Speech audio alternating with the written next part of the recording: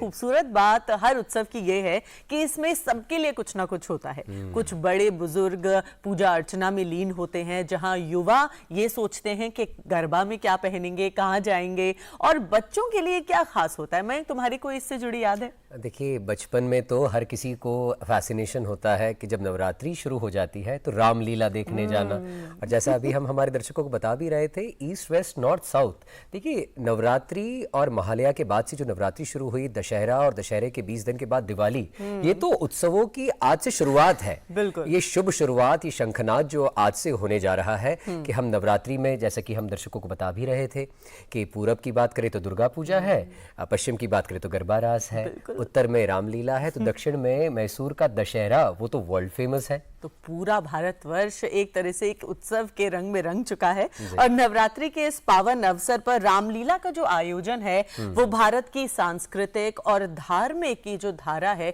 उसका एक बहुत ही महत्वपूर्ण हिस्सा है। और उसी पर आज चर्चा करने के लिए हमारे साथ विशेष मेहमान स्टूडियो में जुड़े हैं ललित गर्ग जी, जो प्रधान है अशोक विहार रामलीला कमेटी के। सर, आपका बहुत बहुत स्वागत है। प्रणाम, नमस्कार। सबसे पहले ये जानना चाहेंगे, देखिए रामलीला हम सभी बचपन से देखते आ रहे हैं, उसका आनंद उठाते आ रहे हैं, लेकिन ये जो प्रथा है इसका आरंभ अगर की बात करें तो कहाँ से शुरू हुआ? देखिए, इसका जन्म प्रभु राम के जन्म के साथ ही त्रेता युग से ही जुड़ा हुआ है जी। त्रेता युग का अगर माने तो आप 5000 पीछे वर्षों में जाना पड़ेगा, जब से रामलीला का आयोजन हर किसी रूप में, कभी छोटे रूप में, कभी बड़े रूप में, कभी गांवों में, कभी शहरों में, इसका चलन मुस्लिम शासक जब भी आए, जब भी इसका चलता रहा। ये कभी नहीं रुकी रामलीला। क्यों? प्रभु राम जो है भारतवर्ष की जान क्या हर एक की सांसों में बसे हुए हैं, उन पे इसका आयोजन होता है जी।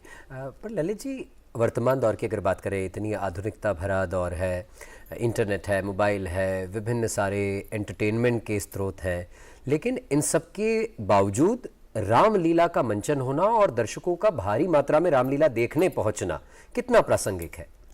देखिए, रामलीला का जैसे चलन है, इसमें राम और रावण का युद्ध बच्चों को प्रेरित करता है कि वो देखना चाहते हैं कि आखिर पाप पे अच्छाई की विजय कैसे हुई, इसका कहाँ से इसका चलन हुआ और कैसे इसको मारा जाता है। रावण एक पाप का ही उसका नाम है जिसका उसका वध किया जाता है।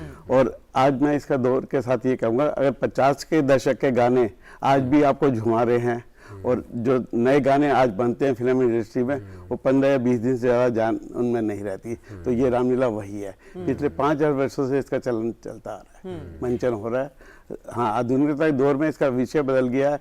LED, नए नए विज्ञान के जो तकनीक आई है उसका इसमें प्रवेश हो गया है। पहले पर्दों के पीछे रामलीला होती, पर्दा खुलता तो सीन सामने आता था, अब ओपन मंच हो गए, मंचों का विस्तार हो गया, अब लाइव रामलीला चलती ही रहती है, रुकती नहीं है कभी। देखिए, रामलीला देखना तो हम सभी पसंद करते हैं, लेकिन उसके पीछे जाती है महीनों की मेहनत। अब उसके बारे में कुछ बताएं कि कितने लोग इसमें एक साथ जुटकर राम नाम के एक सूत्र में बंध जाते हैं? इसका मेहनत की जहाँ तक मैं बात करूँगा, 6 महीने पीछे तो रामलीला शुरू होने से पहले पूरी तरह से हम लोग इसमें डूब जाते हैं, क्योंकि इतना बड़ा विस्तार, ये पूरा एक नगर बसता है। इसके पीछे जो मेहनत है उसका मैं आपको वर्णन नहीं कर सकता।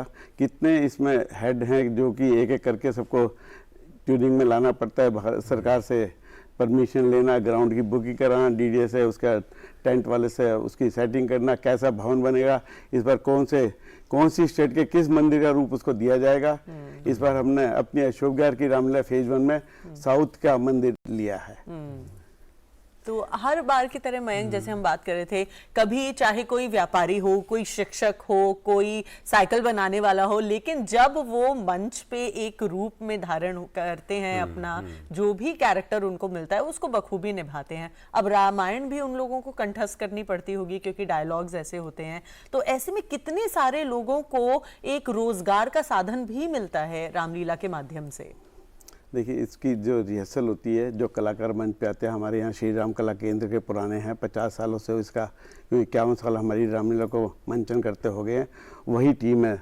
दर्शक तो बदलते ही रहते हैं, पर जो कलाकार हैं वो थोड़ा बहुत, कभी किसी क्षेत्र का आ गया, किसी का, ये सब अपने कहीं ना कहीं निजी व्यवसाय में लगे होते हैं, कहीं कोई नौकरी करते हैं, पर इन दिनों में पिछले 1.5 महीने से वो अपने आप को बिल्कुल निराह रखते हुए और इस रामलीला के इसमें रिहर्सल में डूब जाते हैं। जी जी ललित जी, पहले की रामलीला और आज की रामलीला, जैसे आप बता रहे थे कि पहले पर्दे के पीछे होता था सब कुछ, पर्दा खुलता था और फिर मंचन होता था, अब चूंकि टेक्नोलॉजी आ गई है, इसके अलावा और क्या क्या ऐसे परिवर्तन आए हैं? क्या डायलॉग्स में कोई परिवर्तन किया गया? कोई समसामयिक विषयों को हम रामायण के किरदारों के माध्यम से संप्रेषित कर रहे हैं, या क्या परिवर्तन आए हैं पहले और अब की रामलीला में?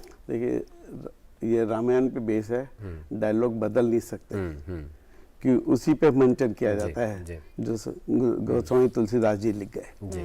हाँ, इसमें जो चीजें बदली गई हैं वो सिर्फ एक आधुनिक विज्ञान जो आ गया हमारे साथ, आज आप यहाँ से रिले कर रहे हैं, पूरे वर्ल्ड में आपका जा रहा है। पहले ये सब व्यवस्था नहीं होती थी, आज ये सब बहुत आसान हो गया। इस तरह ही हम लोगों को भी यूट्यूब के चैनल और दूसरे चैनलों से पूरे देश में इसका प्रसारण करने का आनंद आ रहा है। ऐसे में जो युवा पीढ़ी को रामायण से जोड़ने के लिए कि वो भारी मात्रा में आए और रामायण को का एक हिस्सा बने, उसके लिए क्या कुछ कदम उठाए जा रहे हैं?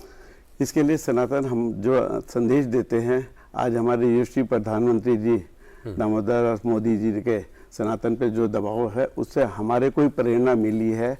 और दिल्ली सरकार कि मुख्यमंत्री रेखा गुप्ता जी ने, माननीय रेखा गुप्ता जी ने इसमें रामलीलाओं को थोड़ा सा अलग से केंद्र की सलाह से जो एक अलग से सुविधा प्रदान की है, तो हम समझते हैं कि इसमें एक अच्छा कदम है, ताकि हम रामलीला का प्रसारण और इसका मंचन और सुगमता से करके ज्यादा भव्य रूप में कर सकेंगे। जी जी ललित जी, एक रामलीला आयोजक के दृष्टिकोण से अगर मैं बात करूं, आप अपनी कितनी इसको जिम्मेदारी अहम मानते हैं कि धर्म का प्रचार प्रसार हो, या जो बच्चे हैं, आमतौर पर हम बचपन से राम और लक्ष्मण और रावण की कहानियां सुनते आए हैं, लेकिन वो रामलीला के माध्यम से देखना वो एक अलग ही आकर्षण होता है।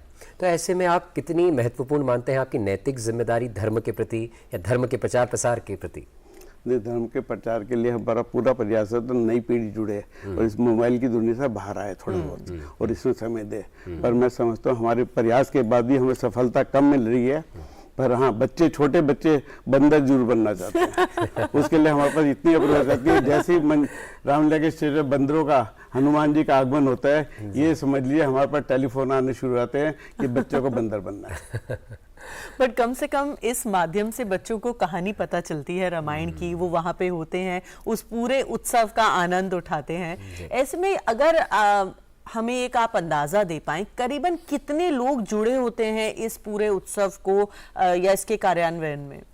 अगर आप इसके सेटअप को तैयार करने में तो कम से कम 400 से 500 लोग जुड़े होते हैं, अलग अलग डिपार्टमेंट के। जी। कोई मंचन कर रहा है, और सबसे बड़ा है कि इस आयोजन से लोगों का ये गलतफहमी है कि ये पैसे का दुरुपयोग है, इससे क्या होता है। ऐसा नहीं है, ये रामलीला हजारों लोगों को पूरे वर्ष का उनके आजीविका का साधन बनती है। बिल्कुल। जब आप एक मंच का निर्माण करते हो, उसमें कम से कम 200 आदमियों को वहां से रोजगार मिलता है। जब रामलीला शुरू होती है तो बाहर सड़क पे आप जाके देखिए, कितनी गरीब महिलाएं, पुरुष, छोटे छोटे बच्चे अपना कुछ ना कुछ कोई साधन बेचने के लिए बैठे हैं 10 दिन की आस में, और 10 दिनों जो कमा के जाएंगे उससे उनका घर, मैं समझता हूँ, महीनों चलता है। जी, यानी कुल मिलाकर वैसे भी हमें त्योहारों में